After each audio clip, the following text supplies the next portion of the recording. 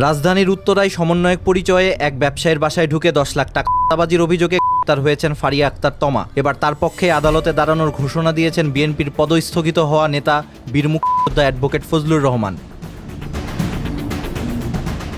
সম্প্রতি গণমাধ্যমকে দেওয়া এক সাক্ষাৎকারে ফজলুর রহমান বলেন, যেই মেয়ে আমার বাড়ির সামনে বলেছিল গ্রেপ্তার না হলে যাব না, সেই মেয়ে আজ চাঁদাবাজির অভিযোগে ধরা পড়েছে। এখন তাকে আমার ছাড়াতে হবে। আমি ওই মেয়েটির পক্ষে কোর্টে দাঁড়াবো। আমি ছাড়াবো না কেন? ওরা তো আমার মেয়ে। জামায়াত এদের নষ্ট করছে। আমি ঠিক করতে চাই, দেশের ভালো চাই, এদেরও ভালো করতে চাই। তিনি আরও অভিযোগ করেন, জামায়াতের কর্মীরা তাকে যে অপমান করেছে, জন্মের পর কোনো রাজনৈতিক দল এমন অপমান করেনি। মুক্তিযুদ্ধের প্রসঙ্গ টেনে ফজলুর রহমান বলেন, যে স্বপ্ন নিয়ে মুক্তিযুদ্ধ করেছিলাম তা এখনও পূরণ হয়নি। দেশে মনুষ্যত্ব, বিবেক আর গণতন্ত্র প্রতিষ্ঠিত হয়নি। তবে আজ বাঙালিদের শিল্প কারখানা থেকে শুরু করে সেনাবাহিনীতে জেনারেল পদ পর্যন্ত সবই আছে।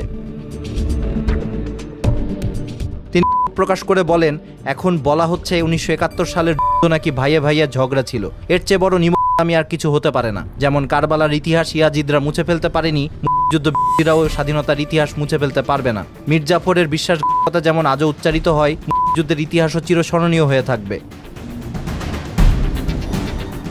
গত 25 আগস্ট জুলাই গণ অভ্যুত্থান নিয়ে বিতর্কিত বক্তব্য দেওয়ার জেরে ফজলুর রহমানকে গ্রেপ্তারের দাবিতে তার বাসার সামনে অবস্থান নেয় একদল ব্যক্তি। সেই আন্দোলনে ছিলেন ফারিয়া আক্তারও। সে সময় তিনি ফজলুর রহমানকে নিয়ে অশ্লীল স্লোগান দেন। এখন সেই একই ফারিয়ার পক্ষে দাঁড়ানোর ঘোষণা দিয়েছেন মুক্তিযোদ্ধা ফজলুর রহমান।